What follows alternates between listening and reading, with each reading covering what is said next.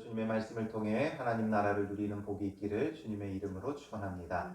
오늘부터 이제 레위기의 후반부를 보게 됩니다. 1장부터 16장까지가 레위기의 전반부에 이르고 17장부터 27장이 후반부로 나뉘어집니다. 전반부는 거룩한 제사장 나라로서 하나님 앞에 제사 드리는 공동체죠. 그래서 하나님 앞에 이 제사의 정체성을 갖고 있기 때문에 어떻게 제사하여야 하는가에 대해서 본 거예요. 그리고 그 제사 드린다는 것은 오늘 우리의 예배와도 같은 거죠. 우리는 예배 공동체로서 예배 안에 있어 어떻게 하나님께 예배하여야 하는가에 대한 것을 전반부를 통해 보았다면, 이제 후반부는 하나님의 백성, 거룩한 백성으로서 어떻게 우리가 살아가야 하는가, 그래서 우리의 삶의 전반적인 것을 다루게 되어집니다. 그래서 우리가 거룩하게 어떻게 살아가야 되는가, 이것을 살펴보면 되어지는데, 오늘 17장에서는 내용이 많은 것 같지만 크게 두 가지를 말씀하시는 거예요. 먼저 어떤 짐승이든지 회막문으로 끌고 와서 성막 앞에서 그 가축을 잡아야 한다는 것. 그리고 두 번째는 피는 먹지 말라라는 것에 대해서 말씀해주고 있죠. 이것이 왜 하나님께서 말씀하셨는가를 생각하고 과연 오늘 우리에게는 어떻게 적용해야 하는가, 이것을 생각해 봐야 하는 거죠. 그래서 이제 17장에 들어서면서 또한 새롭게 시작을 해요. 그래서 여호와께서 모세에게 말씀하여 이르시되, 이제 모세를 통해 항상 하나님께서 말씀하시는 방법이 있었죠. 그래서 모세를 통해 아론에게, 또 모세를 통해 이스라엘 백성에게, 그래서 가운데서 모세가 하나님의 통로의 역할을 했던 것이죠. 그리고 이제 아론과 그의 아들들과 이스라엘의 모든 자손에게 말하여, 이제 이 말씀의 대상은 모든 사람들이에요. 그래서 아론, 대제사장의 책임을 감당하는 자나 그의 아들들, 제사장의 책임을 감당하는 자나 이스라엘의 모든 자손, 모든 백성에게 이 말씀을 전하라라는 것이죠. 그래서 그들에게 이르기를 여호와의 명령이 이러하시다 하라라는 거죠. 여호와의 명령이라는 거예요. 이것은 명령이기 때문에 우리가 들으면 유익한 것이 아니라 반드시 지켜야 하는 것이죠. 들으면 유익한 것, 해도 좋고 안 해도 좋고 뭔가 선택의 문제가 아니라 하나님의 명령이기 때문에 반드시 듣고 따라야 한다라는 것이죠. 주님의 말씀은 주님의 명령이에요. 그러므로 우리가 임의대로 좋은 것은 취하고 그렇게 할 수 있는 것이 아니라 모든 말씀 1.1획도 더하거나 덜하지 말고 우리는 온전히 지켜야 한다라는 거죠. 그런데 우리의 말씀에 듣는 자세는 어떤 거예요? 항상 자기가 듣기 좋은 것, 자기 마음에 감동이 되는 것, 이런 것만 받아들이려 그래요. 이건 사람의 본성이에요. 이렇지 않은 사람을 한 번도 본 적이 없어요. 저로부터 모든 사람들의 본성적으로 자기가 듣고 싶은 것만 들어요. 그렇기 때문에 여호와의 명령이라는 것을 우리가 염두에 두고 모든 말씀을 들으려고 힘써야 돼요. 그래서 말씀은 어떻게 하는 게 중요해요? 항상 묵상해야 되는 거예요. 주야로 묵상해야 되는 거예요. 되새김질을 해야 되는 거예요. 늘 꼭꼭 씹어야 되고 묵상하다 보면 한자 한자 많이 읽으면서 유익한 것도 있죠. 많이 읽었을 때 전체적인 내용을 이해할 수 있죠. 그러나 그것은 도움이고 정말 중요한 건 우리가 모든 말씀을 한자 한자 꼭꼭 씹어 먹어야 된다는 거예요. 그래서 그 어떤 부분도 놓치면 안 돼요. 어떤 것만 너무 집중해서 보아서도 안 되고 또 어떤 것을 대충 흘려보면 안 돼요. 항상 큐티하면서 성도들이 느끼는 게 뭐냐면 여기에 이런 뜻이 있었는지 몰랐다는 거예요. 왜냐하면 우리는 늘 자꾸 줄거리로 보려고 하고 내 마음에 이끌리는 대로 보려고 하니까 놓치는 게 너무 많죠. 그런데 한 절 한 절, 한자 한자 묵상해 보면 이런 뜻이 있었구나. 주님께서 담아놓은 게 오히려 여기에 더 중점이 있는데 그것을 우리가 놓치고 엄한 것만 실컷 보고 올 때가 있는 거죠. 그래서 항상 말씀은 천천히 묵상해야 돼요. 묵상 없이 성경을 보는 건 결국 보았다고 할 수 없는 거죠. 그래서 묵상을 위해 성경을 많이 읽는 것도 필요한 거죠. 왜냐하면 이 문맥을 이해하려면 그 많이 읽어야 문맥이 좀 파악이 되어지죠. 그래서 많이 읽는 것도 무엇 때문이냐면 묵상을 위한 거죠. 하나님의 말씀을 1.1획도 우리는 놓치거나 더하지 말고 있는 그대로 보려고 늘 노력해야 돼. 이런 자세가 필요하다는 거죠. 우리가 늘 모든 걸 다 알 수는 없지만 그래도 무엇이라도 놓치지 않기 위한 마음의 자세로 항상 주어진 그날 우리에게 주어진 큐티 본문만큼은 우리가 매일 조금씩 묵상하고 수차례 보고 한두 번 보아서 될 게 아니에요. 10번, 20번이라도 보면서 정말 주님의 명령으로 주님의 말씀이니까 듣고 또 듣고 싶은 게 우리의 마음의 자세가 되어줘야 되는 거죠. 그래서 그렇게 묵상해 가다 보면 주님의 이 말씀을 우리는 점점 더 바르게 이해하고 또한 순종할 수 있는 거예요.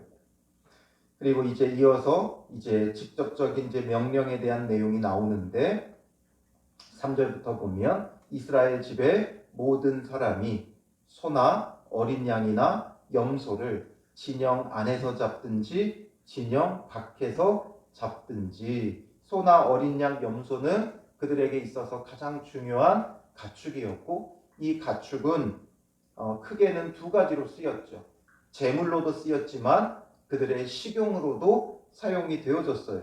그런데 여기서 진영 안에서 잡든지 진영 밖에서 잡든지라는 건 이게 제물로 쓰이든지 아니면 식용으로 쓰이든지 어떤 가축이든지 어떻게 하라는 거예요? 먼저 회막문으로 끌고 가서 여호와의 성막 앞에서 여호와께 예물로 드리지 아니하는 자는 피 흘린 자로 여길 것이라 말하죠.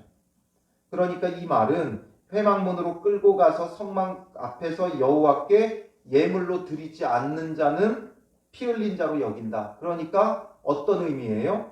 반드시 회막문으로 끌고 와서 성막 앞에서 여호와께 예물로 드려야 한다라는 거죠. 그러면서 성막문으로 끌고 온다는 건 회막문으로 끌고 온다는 건 이것을 주님 앞에서만 잡아야 된다는 거예요. 이건 제물뿐만 아니라 그들이 식용으로 쓰려고 하는 것도 반드시 성막 안에서 잡게 하시는 거예요. 그래서 이때부터는 이스라엘 백성은 모든 가축은 성막에서 잡았어요. 그리고 성막 앞이라고 말했는데 성막에 영역이 있으면 성막에 울타리가 있으면 그 안에 성소와 지성소가 있는 그 성막을 말하는 거예요. 그러니까 여기가 바로 성막의 뜰이죠. 뜰 중에서도 특히나 모든 가축은 이 뜰의 북쪽에서 동쪽에서 들어간다고 보면 오른쪽이죠. 그래서 제단 있는 쪽 그 부근에서 북쪽 뜰에서 항상 모든 가축을 잡았어요. 그렇게 하지 않으면 다른 데서 잡는 건 피 흘린 자로 여길 것이다. 피 흘린 자다라는 건 뭐예요? 살인한 자다라는 거죠. 그가 피를 흘렸은즉 자기 백성 중에서 끊어지리라. 하나님께서 그런 자들은 끊어버리겠다 말씀하시는 거죠. 5절에 그런즉 이스라엘 자손이 들에서 잡던 그들의 재물을 회막문 여호와께로 끌고 가서 제사장에게 주어 화목제로 여호와께 드려야 할 것이요. 먼저 화목제로 하나님 앞에 드려져야 한다라는 거죠. 그리고 나서 이것이 제물이라면 제사에 쓰이면 되는 것이고 식용이면 먹어도 되는 거죠. 그래서 6절에 제사장은 그 피를 회막문 여호와의 제단에 뿌리고 그 기름을 불살라 여호와께 향기로운 냄새가 되게 할 것이라. 바로 앞서서 우리가 보았던 화목제의 의식처럼 그 고기에 피와 기름을 화목제로 하나님 앞에 드리는 거예요. 예물로 드리라고 해서 전부 다 드리라는 게 아니죠. 그러면 식용으로 쓰려고 잡았는데 주님 앞에 다 드리면 뭘 먹어요? 그러니까 피와 기름은 하나님 앞에 드리는 것이고 이제 식용으로 쓰려고 잡은 것은 그리고 나서 가져가서 먹는 거죠.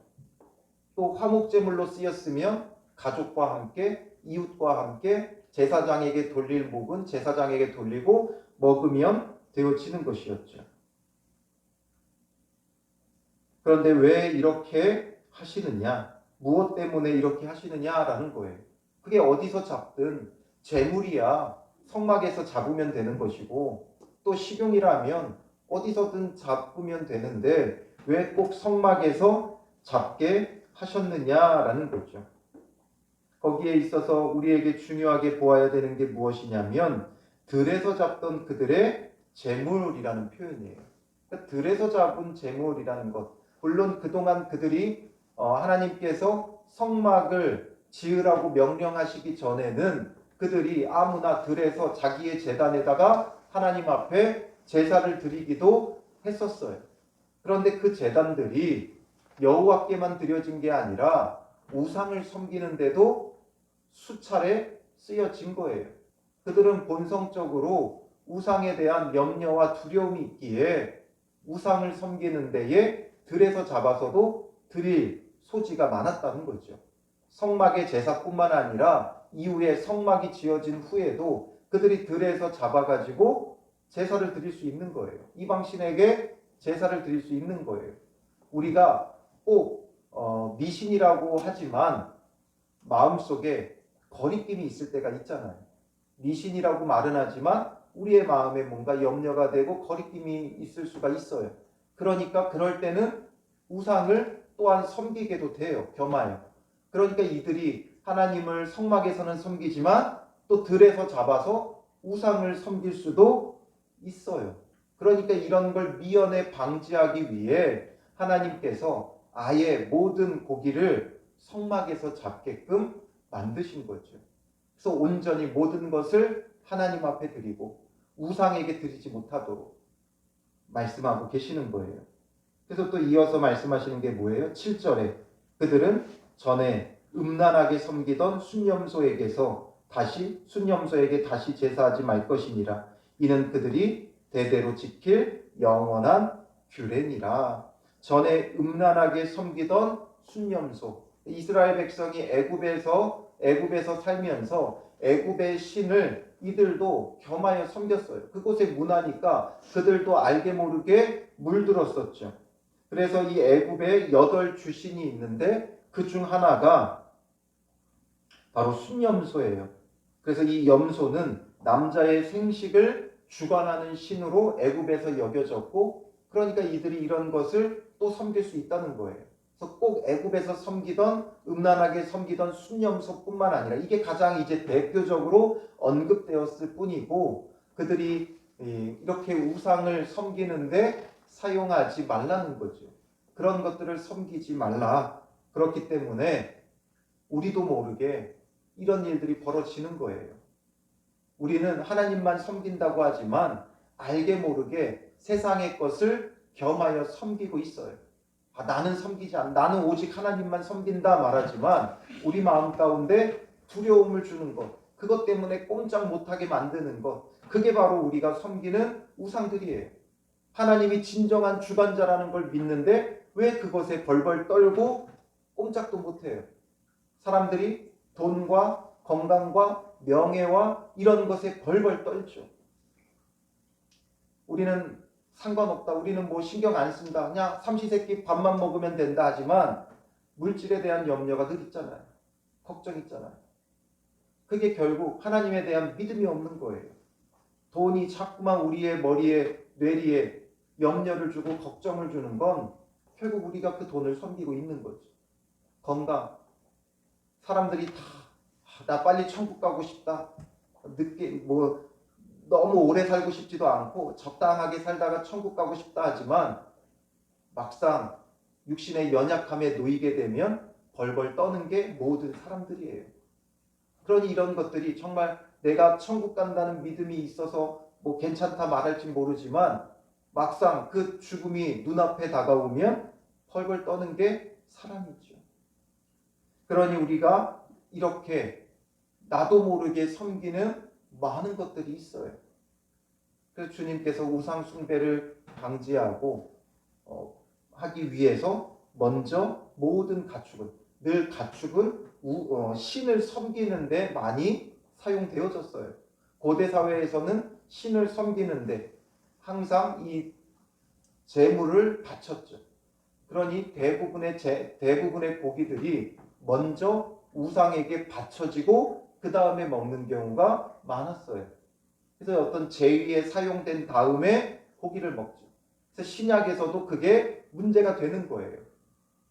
그래서 시장에서 파는 고기가 거의 대부분 우상에게 먼저 바쳐졌다가 그 다음에 시장에서 유통되어지니까 이걸 과연 먹어도 되느냐 안 되느냐, 이게 신약의 성도들에게 문제가 되기도 하죠. 그러니까 하나님께서 이런 것들을 미연에 방지하기 위해 우상 숭배하지 않고 하나님 앞에 먼저 모든 것을 드리게 하시는 거예요. 그러므로 오늘 우리의 삶도 이것을 어떻게 적용하는 게 맞겠습니까?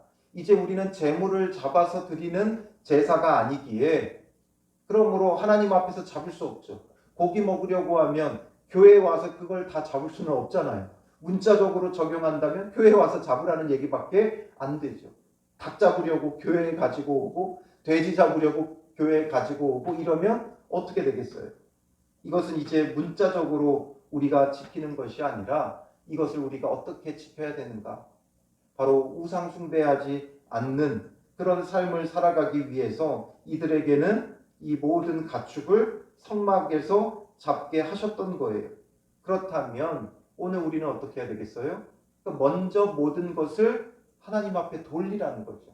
우상에게 돌리지 않도록, 자기도 모르게 우상에게 내어주지 않도록 먼저 하나님 앞에 드리라는 거예요.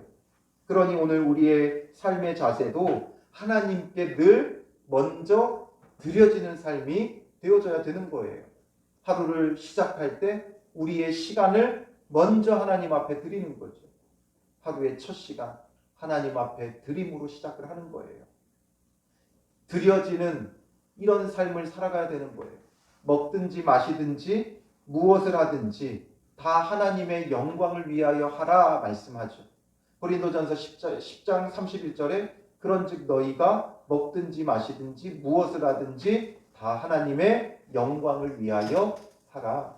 하나님 앞에 드려지라는 거예요. 무엇을 하든지 거룩한 산 제물로 하나님 앞에 드려야 되는 거예요. 로마서 12장 1절은 말하잖아요. 그러므로 형제들아 내가 하나님의 모든 자비하심으로 너희를 권하노니 너희 몸을 하나님이 기뻐하시는 거룩한 산제물로 드리라라는 거죠. 어떻게 드려야 되겠어요? 어떻게 드려야 되겠어요? 무엇을 하든지 거기에 목적을 어디에 둬야 돼요? 하나님의 영광에 둬야 되는 거죠. 하나님의 영광에 둔다는 건 뭐예요?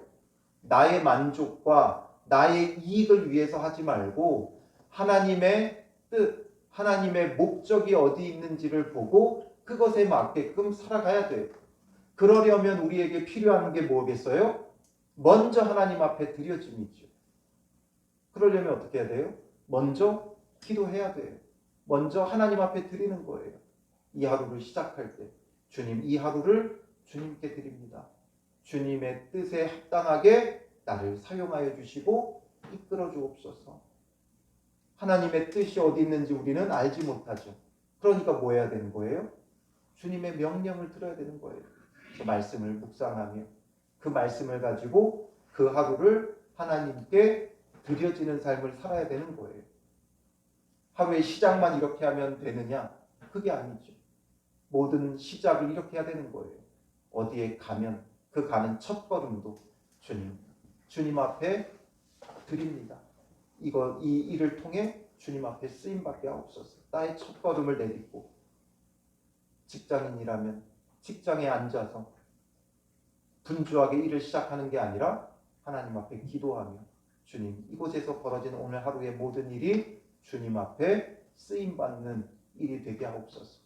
나의 이익을 도모하는 것이 아니라 주님의 선하신 뜻을 이루는 일이 되게 하옵소서.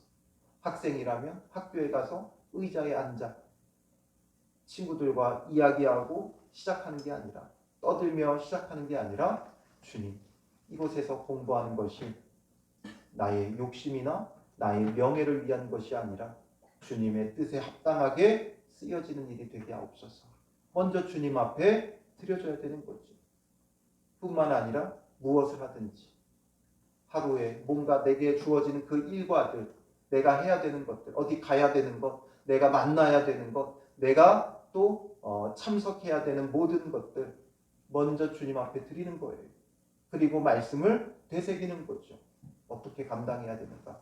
아침에 묵상한 그 말씀을 다시금 또 되새기면서 그 말씀 따라 살아가도록, 그 말씀 따라 감당해 나가도록 해야지. 이것이 바로 회막에서 모든 것을 잡게 하신 하나님의 그 뜻에 맞게끔 살아가는 거죠. 그래서 8절부터 다시 너는 또 그들에게 이르라. 이스라엘 사람이나 혹은 그들 중에 거류하는 거류민이, 이스라엘 사람뿐만 아니라 거류하는 자들까지 번제나 제물을 드리되 회막문으로 가져다가 여호와께 드리지 않으면 그는 백성 중에서 끊어지리라. 여호와께 드려줘야 된다는 거예요. 그래서 우리는 항상 주님 앞에 드려지는 삶, 매 순간마다, 매 사마다 주님 앞에 드려지기 위해 기도와 말씀을 놓치면 안 되는 거죠. 하루의 시작도 기도와 말씀으로, 하루의 모든 일과들의 시작을 기도와 말씀으로 하나님 앞에 먼저 드리고 시작하는 거예요. 주님, 나의 이 일을 주님 받아주시고 주님의 뜻에 합당하게 쓰임받게 하옵소서. 그러면서 묵상한 말씀을 다시 한번 되새기고 어떻게 감당해야 되는가를 생각해야 되는 것이죠. 그리고 이제 10절부터 16절까지는 피를 먹지 말라는 거예요. 계속 반복돼요. 10절부터 보면 이스라엘 집 사람이나 그들 중에 거류하는 거류민 중에 무슨 피든지 먹는 자가 있으면 내가 그 피를 먹는 그 사람에게는 내 얼굴을 대하여 그를 백성 중에서 끊으리니 말하죠. 피를 먹는 자, 주님께서 그 얼굴을 대하시겠다라는 거죠. 그리고 끊어버리겠다는 거예요. 죽임 당한다라는 거죠. 그래서 앞서서도 주님께서 백성 중에서 끊어지리라 말씀하셨고 이 뒷부분도 끊어버리겠다라는 거예요.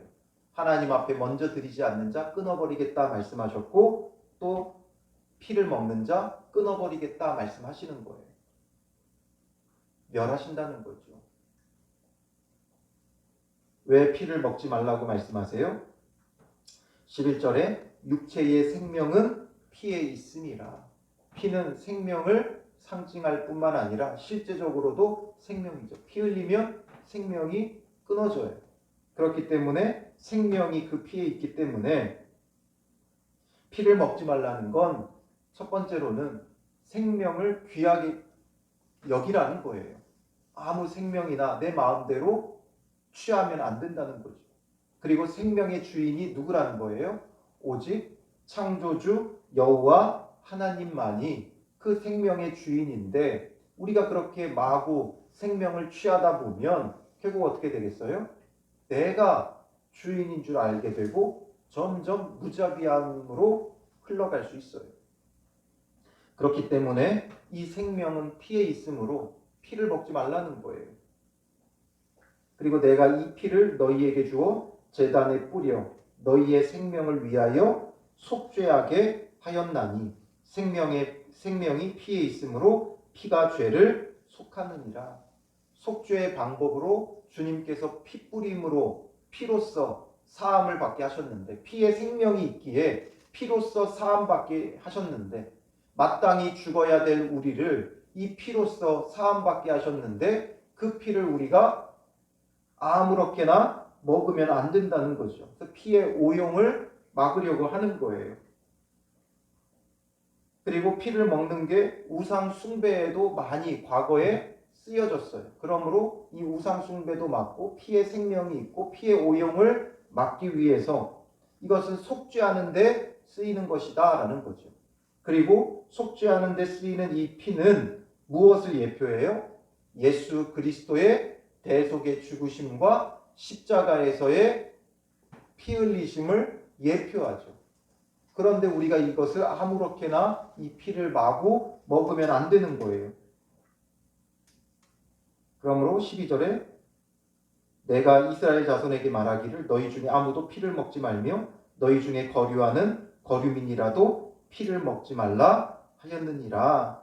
이스라엘뿐만 아니라 그 땅에 거류하는 잠시 머무르는 자들도 피는 절대 먹지 말라는 거죠.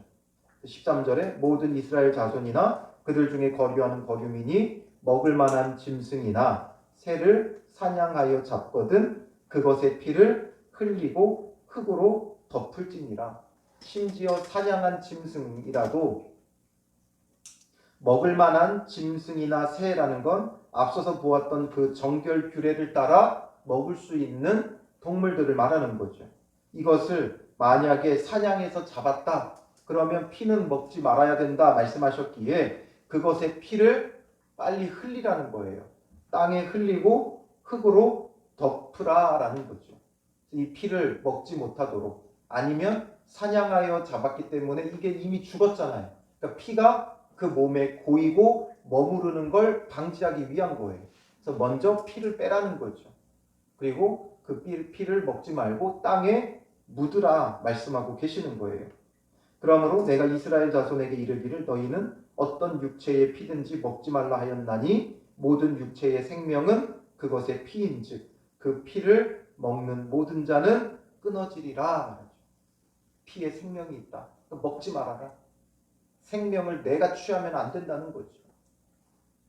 그리고 15절에 또 스스로 죽은 것이나 들짐승에게 찢겨 죽은 것을 먹은 모든 자는 본토인이나 거류민이거나 그의 옷을 빨고 물로 몸을 씻을 것이며 저녁까지 부정하고 그 후에는 정하려니와 그가 빨지 아니하거나 그의 몸을 물로 씻지 아니하면 그가 죄를 담당하리라.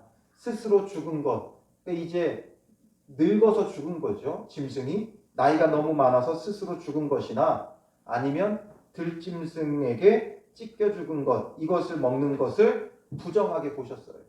왜냐하면 스스로 죽거나 찢겨 죽은 것은 그 피를 빼지 않았잖아요.